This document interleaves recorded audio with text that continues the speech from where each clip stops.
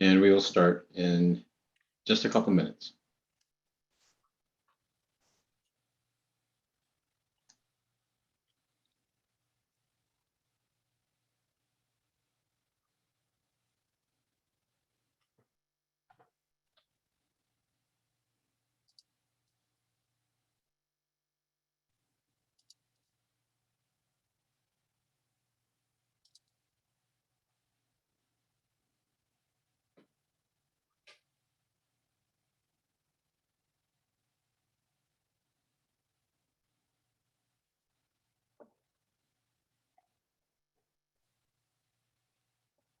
Okay, it looks like we have most of the attendees joining, so we'll go ahead and start. Hi, this is Todd Yagi, SMB Manager at Moxa. Thank you for joining the Moxa channel webinar.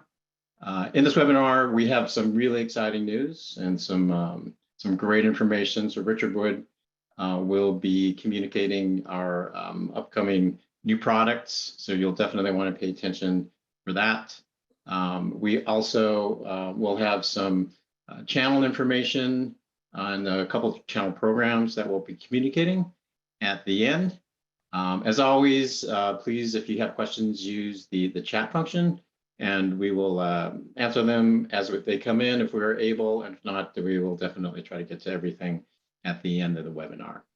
Okay, and with that, I'd like to pass it off to Rich Wood. Rich? All right, thanks, Todd. So again, I'm Rich Wood. I manage the product marketing group for the networking products. And today I'm excited to announce the release of our next generation DIN rail switches. So I'm going to run through a little bit about this. The official launch is March 16th, but we're trying to get you guys equipped to go out and sell that prior to the launch. With that, I will run into our agenda here. So I'm going to start just talking at a high level, just some of the market trends. Then I'll go into the new product itself and some of the key features. We'll talk about some of the target applications, a little bit about positioning with the competition, and then we'll wrap things up with the promotions around this product launch. If at any time during the presentation you have questions, just please type them into the Q&A box, and we'll get to the questions towards the end of the webinar. This will be about 30 minutes of presentation, and then as much time as we need for Q&A.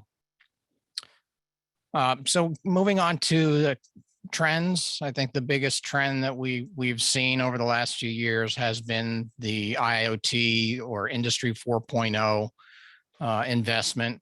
A lot of customers are investing in connecting their devices to make better business decisions or even drive new business models.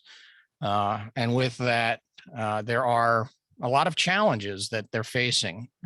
Once they've got the devices connected, you've got a whole bunch of new technologies you've got to deal with.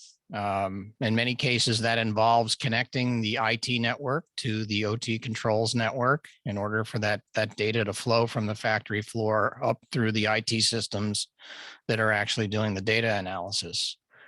And this introduces cybersecurity as a much more prevalent threat than it has been in your traditionally air-gapped systems for the control systems. So we'll talk a little bit about how we address that. So the main challenges that we see as a result of these trends is, as I mentioned, cybersecurity, unplanned downtime, and increasing system complexity. As you get more and more devices connected, your networks by definition get more complex, more traffic on them. And so our goal here is really to unite kind of networking along with cybersecurity to kind of build in security as a function of the network, and build in reliable end-to-end connectivity and enhance visibility through simple management.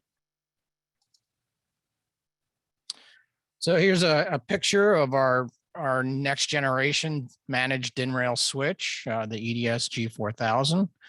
And a lot of the marketing around it will be centered around networking evolved and strengthened resilience. We've spent the last 5 years completely developing the software for these switches, all of our next generation products from the ground up. That's roughly 15 to 20 years worth of features that we've added to our existing product line that needed to be recoded on this new platform.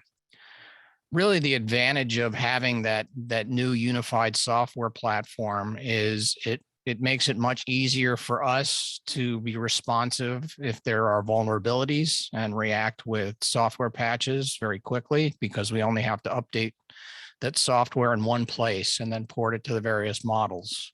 Whereas with our existing products, we may have to recode 20 or 30 different sets of code to update the affected products. It also allows us to add new features to the product more easily and more consistently. And one of the big benefits to our customers is a unified user interface across products.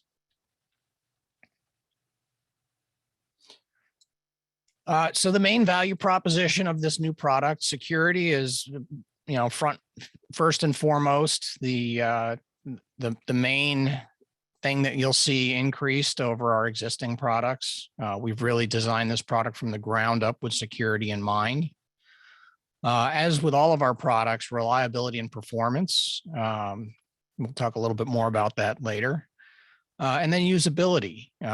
We've taken what we've learned over the last 15 years as far as making products easy to use and built the best of those features into this product line. So this is a full family of products. I'll go into a little bit that in a little more depth in the upcoming slides. But kind of the four main things that we want to talk about today about this product are starting with the network security. So many of you may not know that Moxa a couple of years ago went through the IEC 62443-4-1 certification process, and we are now certified for secure design lifecycle, which means we've got the best practices and processes in place to consider security from the initial inception of a product all the way through end of life. And so that was a big hurdle to overcome. We're one of the first companies that have gone through that. And with this product, we will be actually certifying the product itself with 62443-4-2, which is a hardware certification that basically says we've got the software features built into the product that would allow our customers to design a secure network to security level 2 of the 62443 standard. The second is really robust design, much like the products we've been making for decades. We've really done a lot to make sure that the product is reliable and suitable for the harsh environments which our customers use them in, and additionally gotten the certifications that are relevant for the key markets that we compete in. As I mentioned earlier, with the new user interface, the goal is really easy management and maintenance.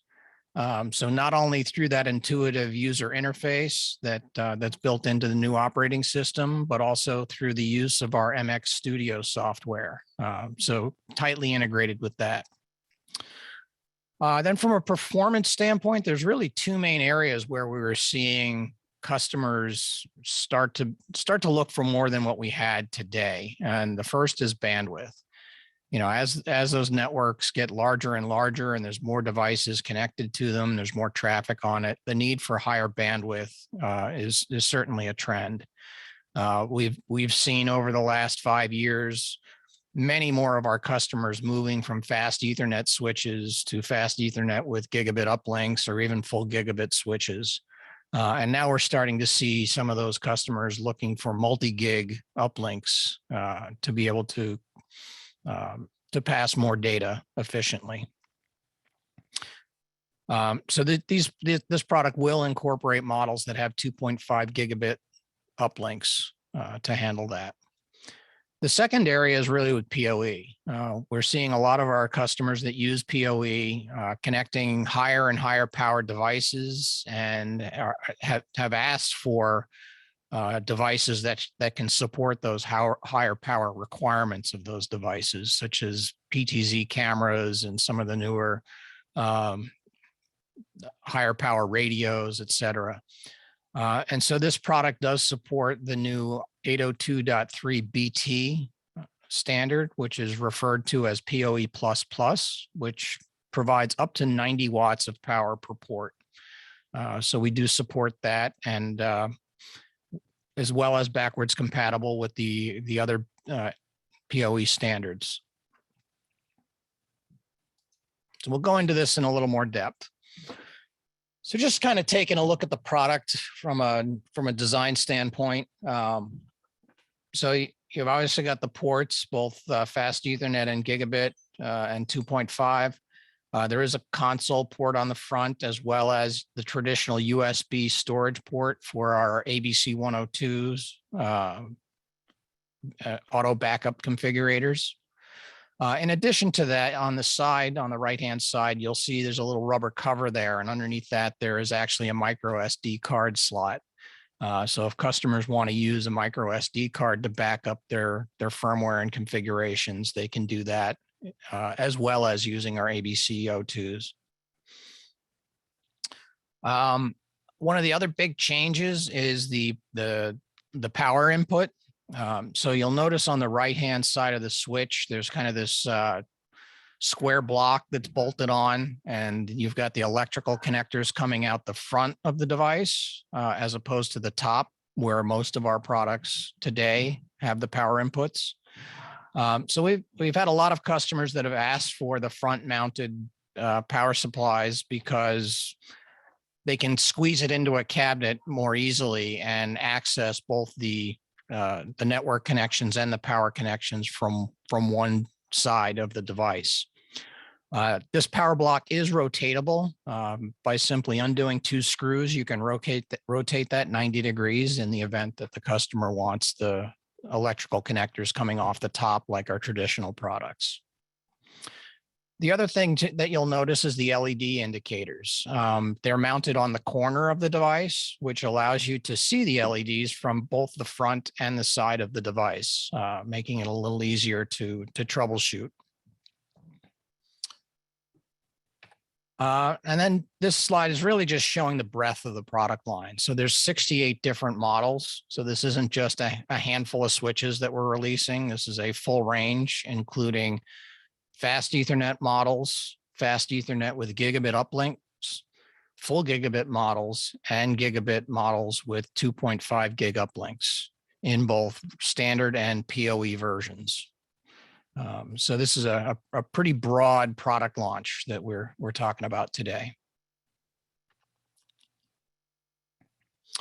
Talking a little bit more about security, I mentioned earlier that Moxa has achieved 62443-4-1 certification for secure design lifecycle.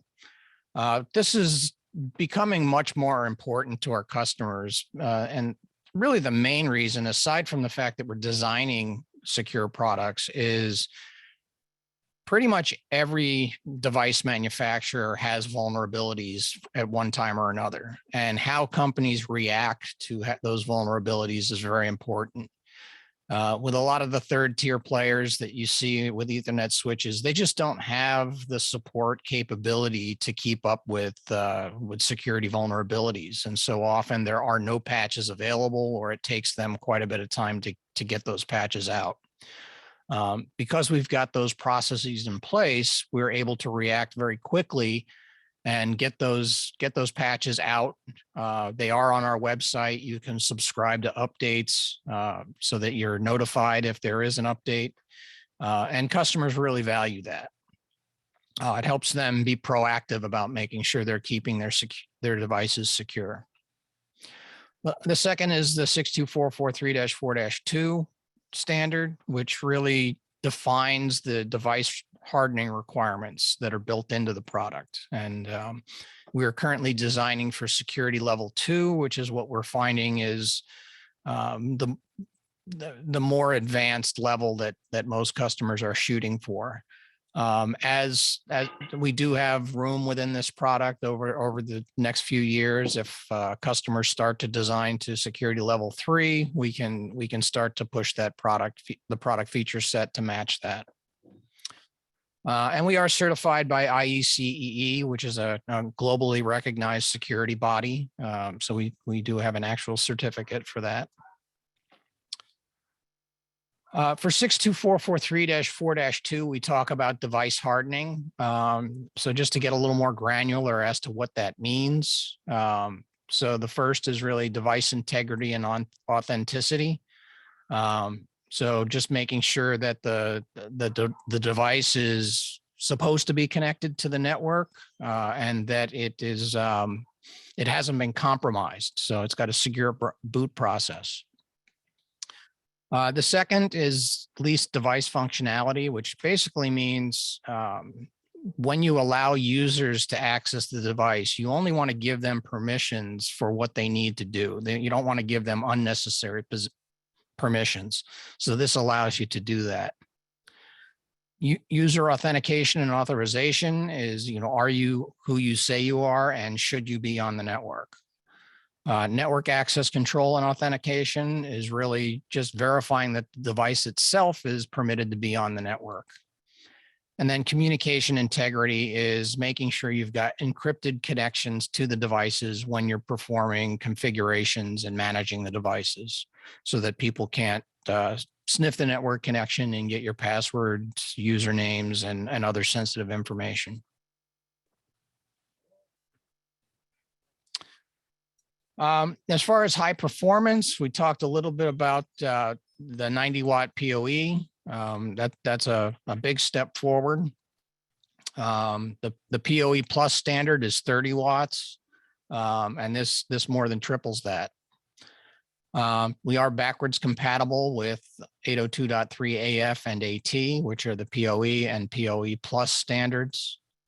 And we have the smart PoE functionality that allows the device to automatically sense the power requirements for the device you've plugged into it and configure the switch accordingly. For higher bandwidth, you can get up to 6 ports with 2.5 gig uplinks. That allows you a lot of flexibility in your network topology. We'll go into these both in a little more detail. So for power over Ethernet, the 802.3 AT standard is the original PoE standard with class 1, class 2, and class 3 devices for between 4 and 15 watts of power. PoE Plus was introduced after that with the 802.3 AT standard, adding class 4 with up to 30 watts. The 802.3 BT standard adds 4 more classes, adding from 45 to 90 watts of power. And we support class 5 through class 8, in addition to being backwards compatible to class 1 through 4. So the devices that we're really targeting to power up with this is newer high definition IP cameras, outdoor PTZ cameras that may have motors or heaters involved, and even digital signage.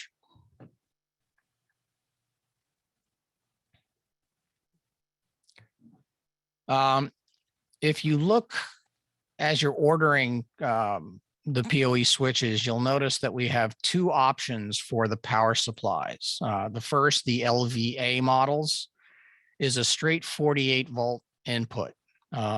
48 volts is the standard for PoE. That'll give you the maximum total power budget of 240 watts. That can be divided up however you want between the ports. The LVB model is more flexible from a power input standpoint. It's got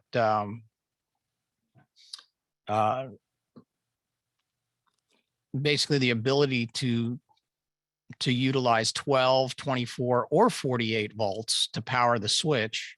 And then according to which power input you're using will determine the power budget. So the closer you get to 48 volts, the higher the power budget. So just be aware that there are two options there. For 2.5 gig high band uplinks, so you can get up to 6 2.5 gig ports on these switches. You can link those so that you can have like 5 gig bandwidth. And we do have 2.5 gig SFPs that go along with it that'll extend up to 45 kilometers. As far as flexibility, the 2.5 gig ports do support turbo ring and turbo chain so that you can not only link multiple ports, but have aggregation there for redundant rings as well, or aggregate those ports for redundant uplinks.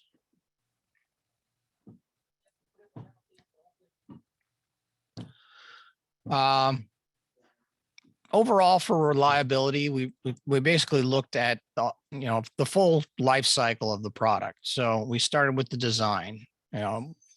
Everything we've done has been to improve the MTBF values of the product itself, and you'll see an increase in that over our current products.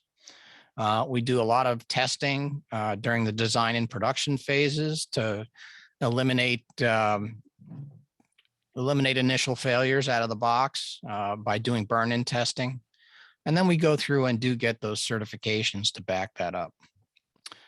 In the event that there is a failure, the power supplies are, you've got dual power inputs on the product so that if one power supply fails, you've got a backup and it will alert you to the fact that you've lost a power supply so you can replace it before there's a problem.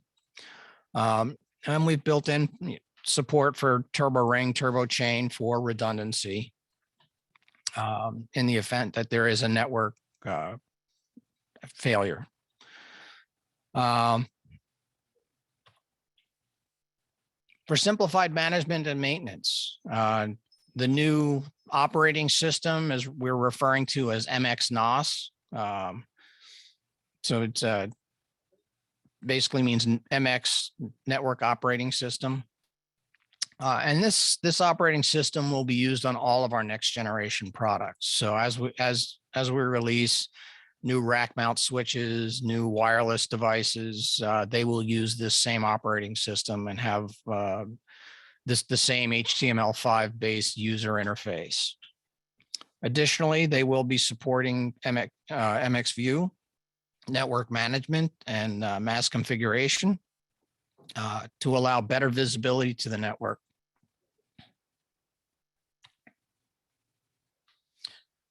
We did get some of these out into the market to some of our better customers and got some feedback prior to launch. And this gentleman from Wartzilla basically commented that for the EDS G4000 series, we particularly appreciated the intuitive user interface, the innovative mechanical design with the rotatable power supply module, and the robust DIN rail mounting kit.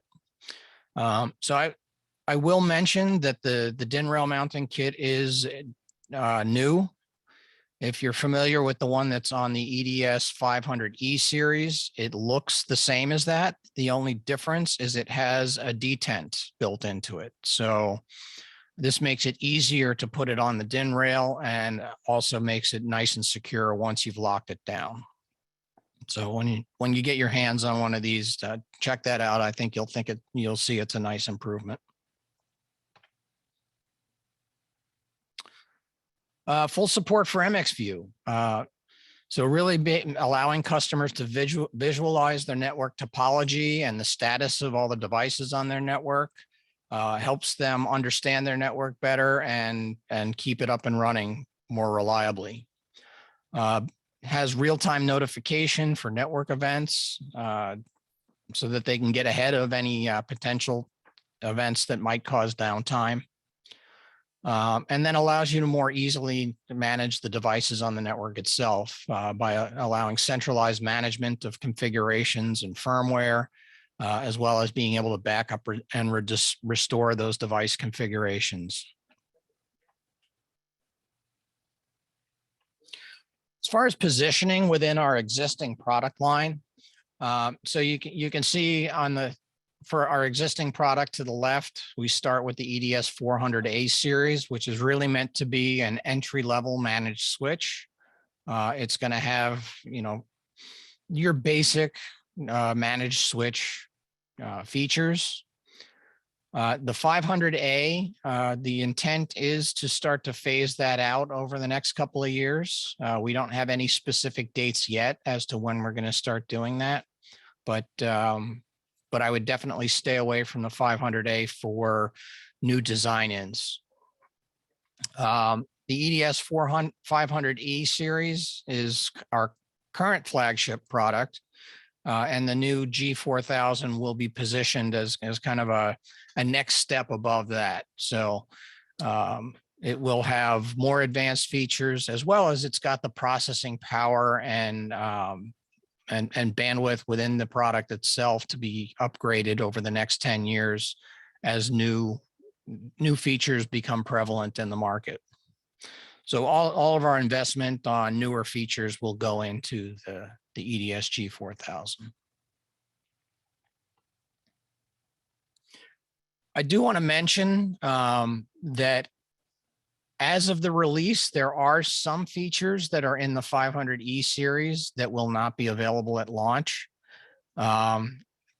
From our analysis, this is less than 5% of the customers that are currently buying the 500E series. So it shouldn't be an initial problem, but we do want to make you aware of it in the event that that customers are using some of these features, that you may want to hold off on showing them this product until we release these features. So from a security standpoint, access control lists, MAC authentication bypass, and loop prevention will not be available at launch, but will be released in version 3 of the operating system. From a redundancy standpoint, MSTP will be launched in version 3. Turbo Ring version 1 and VON will be phased out. So we have very few customers that are using those technologies, so that shouldn't be missed. From a management standpoint, the industrial protocol support, so the ability to manage these devices through Ethernet IP, Profinet, or Modbus SCADA systems will not be out until version 4. DHCP options 66, 67, and 82 will be version 4. The ABCO2 backup will be in version 3. Fiber check will be in version 4, and ping tracking is on the roadmap, but we're not sure exactly when we'll release that yet. So I will say, if you have customers and this is timely for them to be looking at this product and they need some of these features, please contact us. In many cases, these features have already been developed. They're just not in the official product yet, or we can speed up development in the event that there's a big opportunity and we want to take advantage of it. So please don't let this stop you from moving forward with this. As far as target market segments, I mean, one of the big ones that we're seeing is ITS, and ITS is one of the applications where we're seeing the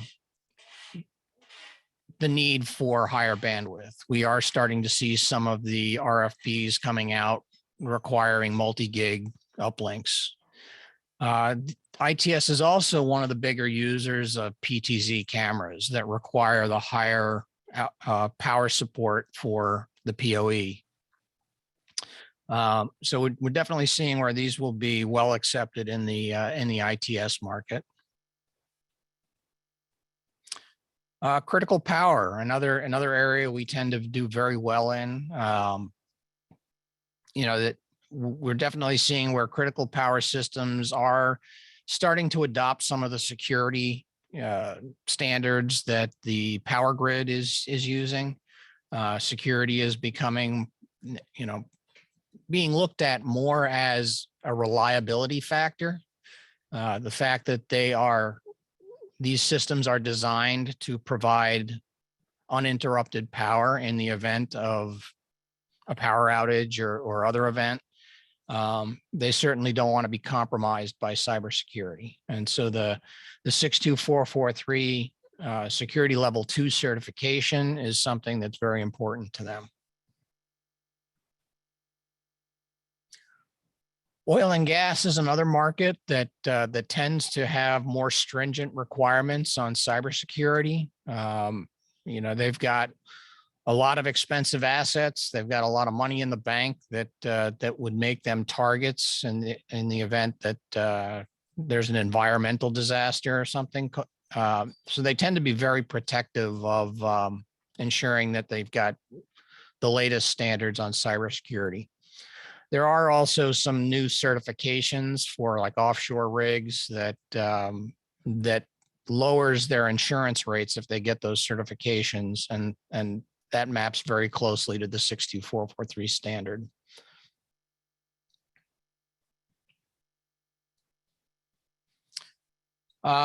Just looking at some customer testimonials, the EDS G4000 series gives us more confidence to provide future-proof, robust, and secure industrial automation and navigation solutions to our customers on their digital transformation journeys. This is from Wärtsilä Marine.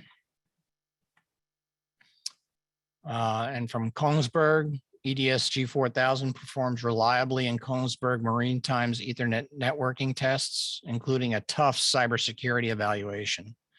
The marine industry is also an industry that is more advanced in cybersecurity because of the Smart Ports initiative. Every time a ship rolls into a port, anything it brings with it could potentially impact the network there. So they've got a lot of standards around cybersecurity.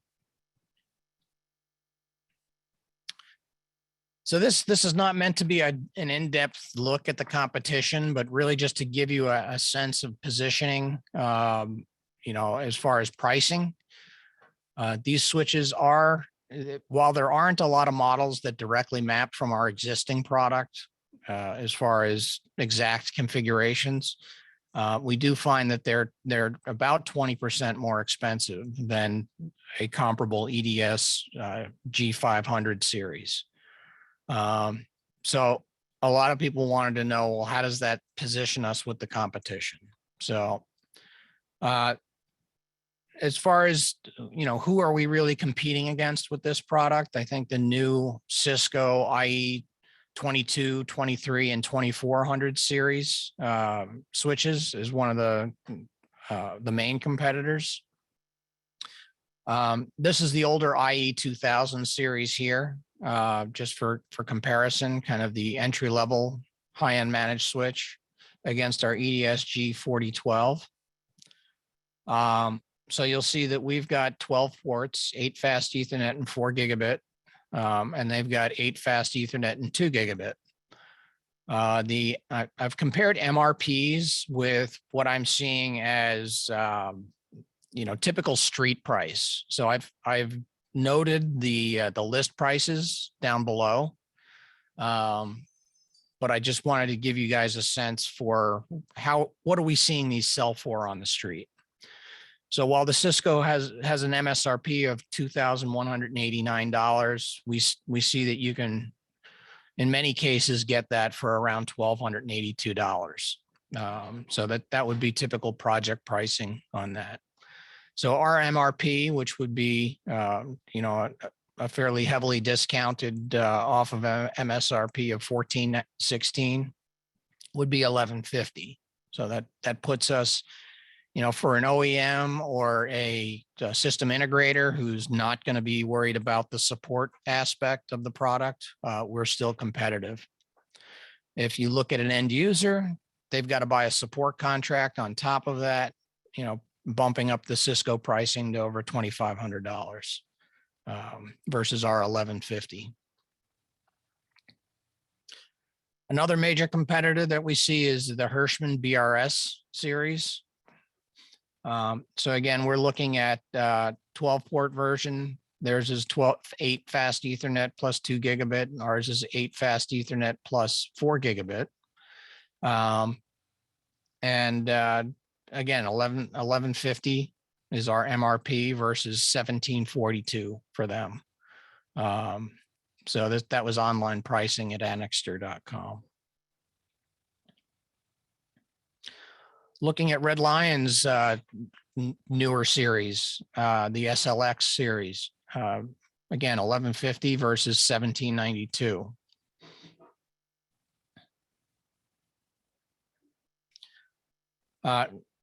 So really that, again, wasn't meant to be an in-depth competitive comparison. I urge you to contact us if you're up against a specific competitor and you want more detailed information as far as how we stack up from a features standpoint, hardware standpoint, and pricing standpoint. We have those details. Hey, We're gonna. Rich, there are a couple questions. I thought maybe it's a good time to address those, if that's okay. Yeah, absolutely. Okay, great. Jerry McNeil actually had two. One was around the PoE++ version. Okay. And his questions are air gaps required around these switches for heat dissipation? No. Okay. And the second question, what are the cost differences between the EDS 505A and the new EDS 4000 8.8 port version? It's going to be around 20%. A couple of years ago, we raised the prices on the 500A series to make them more expensive than the 500E series. And so the target pricing on the 4000 series was to be about 20% more than a comparable E series. So it should be less than 20%. Okay, and we did have a request come in chat. Could you go back to the Red Lion competitor analysis slide?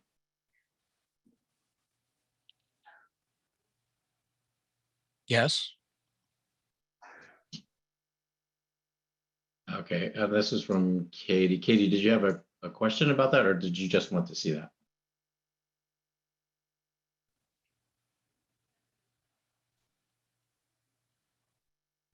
Okay, maybe she just wanted to see. She replied, just needed to see it. Also, actually, Mr. Desso sent in a question. Wanted to ask if you can review the different power inputs that can be used with the EDS G4000, like alternatives to 48 volt. Yeah. So one of the things, I'll try and scroll back to this slide here. So I talked a little bit about the LVA and LVB for the PoE models. If you look at the non-PoE models, you'll see that you've got a lot of part numbers ending in LV, which stands for low voltage, which would be our traditional 12 to 60 volts input. There's also an HV model that allows you to use 110 or 220 volt AC or DC. So in many cases, that would allow you to eliminate a power supply in a cabinet as long as you had AC power there. So that is something that we've got on a couple of our models in our existing product lineup that we've made more widespread in the newer models. Good question, Todd. And we have a couple more. I think we should, that's regarding the switch, so we probably should keep on it. This is from Mr. James Turner. Will the HV only require high voltage without a secondary 48 volt power for PoE? The HV model does not apply to the PoE models. So the PoE models, you're going to have dual either 48 volt inputs, or you've got the alternative power supply that you can supply 12, 24, or 48 volts. but there is no HV for the POE models. Okay, and another question about boot up. Is boot up time faster over the EDS G500 series? So that's kind of a moving target. We've had a lot of discussions around that.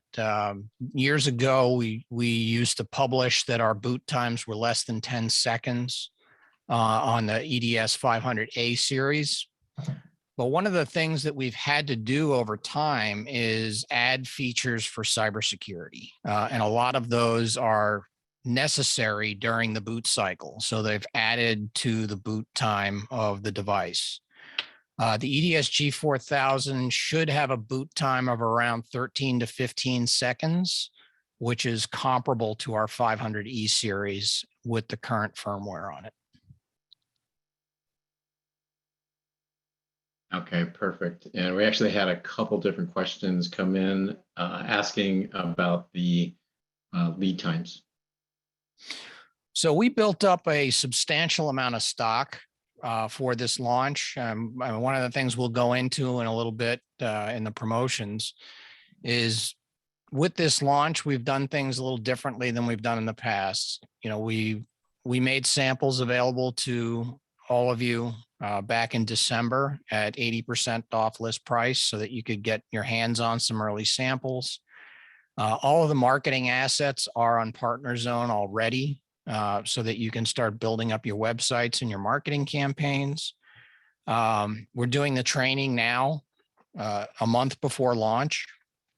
So we're getting all this stuff into your hands, but we're doing this before the launch. So we want you to keep it under wraps prior to the March 16th date. Inventory is a big part of that. So we built up a bunch of inventory. I'll talk a little bit about the inventory promotion that we've got going right now. But if you place your orders in the next couple of weeks, we'll be able to ship those and get them to you prior to launch. So from the standpoint, you know, this very well could be the most available switch that we have in our lineup from a lead time standpoint. And let's see, we've got a couple more questions, which is good. I mean, this is obviously a big launch, so I'm happy to see all the questions. Can the power supply be removed / replaced? And if yes, can you change the PS to a different input version? So we're not currently selling the power supplies on their own, but they can be replaced. So power supplies is certainly one of the parts of a switch that tends to die first. So in those cases, being able to undo 2 screws, pull the power supply off and put a new one on speeds our, speeds the repair time.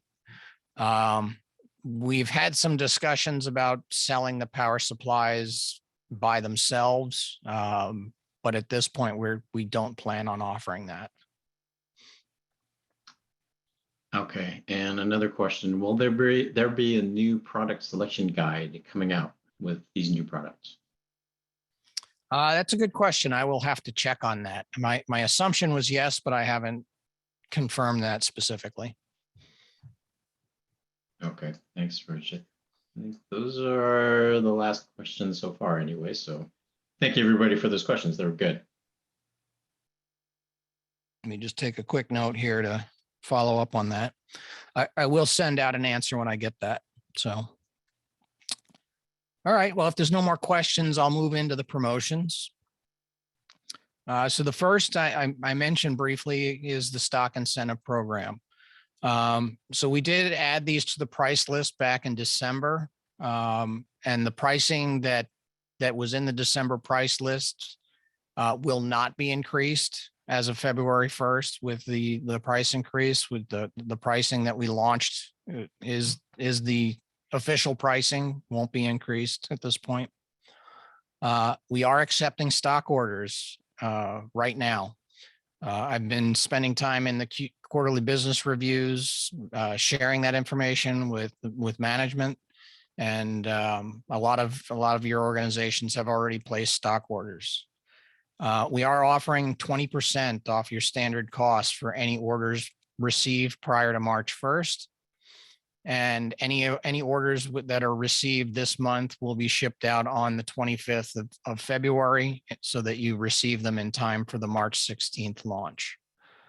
We are placing an embargo on all promotion and marketing and sales of these devices prior to March 16th. So we're planning on having a global launch date where it'll go live on our website. There'll be a lot of press releases and advertising, and we want you to be able to make it go live on your websites that same day as well, which is why we've made the materials available now. Todd, do you want to talk about Margin Booster? Yeah, sure. Thank you, Rich. So we are launching a new Margin Booster program. So I think a lot of you are familiar with it. For those of you that are not, it's all centered around our project registrations. So for approved project registrations that fall within this program, we will provide extra margin. So as you can see, the effective dates are January 1st through December 31st. And a quick note on that, the project registration, so the program is valid when you register the program. It does not need to ship during the promotion period. So I get that question answered a lot, right? So if you register the program and it's approved, all the way up to December 31st, it's valid. And then if that project actually ships 8, 9, 12 months later, you will get the discount at that time. So as you can see with the second bullet, our standard project registration discount is up to 10%.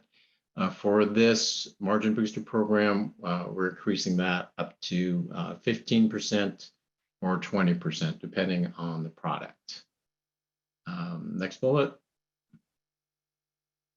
So another thing to keep in mind, this is not just more margin for you and more money in your pocket. It also protects your project versus other distributors. So that's an important point and why we keep stressing the need to submit your project registrations.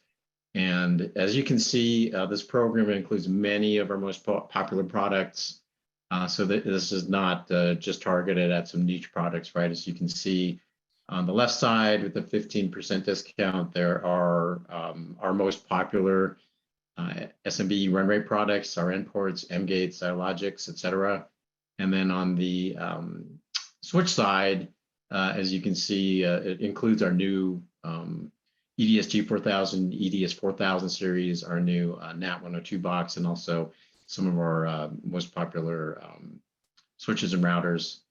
So, you know, full suite of products that you guys can take advantage of. So I just urge you to please keep in mind the project registration Margin Booster program and the products. We will be sending out a communication to the channel with a full flyer so that you can print that out, keep it at your desks, and remind yourselves about it. Just some quick notes about project registration guidelines, right? So there is a dollar requirement of $10,000 in a one-time purchase or annual opportunity of 20K and above. With your submission, we please ask you to explain your design and efforts. That is a requirement, and that helps our team review and approve more quickly. As you guys should know, RFPs and RFQs are not eligible, but you'd be surprised, maybe surprised or not surprised at how many of those we get. And also a reminder, please follow up your project registration with a special pricing request. So the process should be as soon as you design it in, submit your project registration because the product itself may change over the course of the project, but as long as you designed it in, we want to get that into our system. Let's see, next bullet. Oh, this is an important note. And also this will be in the announcement that we send probably tomorrow. Our SPRs, special pricing requests, are now effective for 60 days. As a lot of you are aware, we were forced to move to 30 days with the global chip shortage and the volatility of our components that we're sourcing. but we're now able to increase that to 60 days. So hopefully that makes things a little more efficient for you. I wanted to remind you guys about meat competition SPRs. So again, these are not necessarily within the project design-in project registration, but we definitely want to promote and encourage these meat comp SPRs. So they're for competitive pricing situations versus our competitors. Let's see, next bullet. There are some guidelines, so minimum opportunity value of only $5,000. So I think that's pretty reasonable. And please include full information about the competitor so that we can review completely and have the information that we need to approve your request. Okay, thank you, Todd. So the last thing I wanted to mention is we are having a couple of contests associated with this launch. So the first is what we're calling our early bird design-in. And so basically for the salesperson who has accumulated the largest sales funnel creation, will win an iPhone 13 Pro as well as a design-in award plaque. So we will, in order to make sure that you're being considered for this contest, you want to make sure you submit a project registration through the portal. Make sure you select the EDS G4000 campaign, and make sure you put the name of the salesperson working on the project is not necessarily if you've got an inside sales contact that does all of your project registrations. Make sure you've got the individual salesperson's name on there. So we will be monitoring that on a monthly basis, and then at the end of 3 months, we'll make that award and announce that. And then we'll have another one that we'll do at the end of the year, looking at the total year sales funnel. So this is really just to give you some incentive to go out there and show this to your customers. We think they'll be excited to see it, and hopefully you'll get an opportunity to win a nice iPhone. Yeah. I also wanted to mention that the assets for this campaign, for this launch, are on Partner Zone. So if you go to the Moxa Americas folder over on the right-hand side, and then go down to, I took a screenshot without actually showing it, but there's a folder of 2022 campaigns, and there's a folder EDS G4000 in there.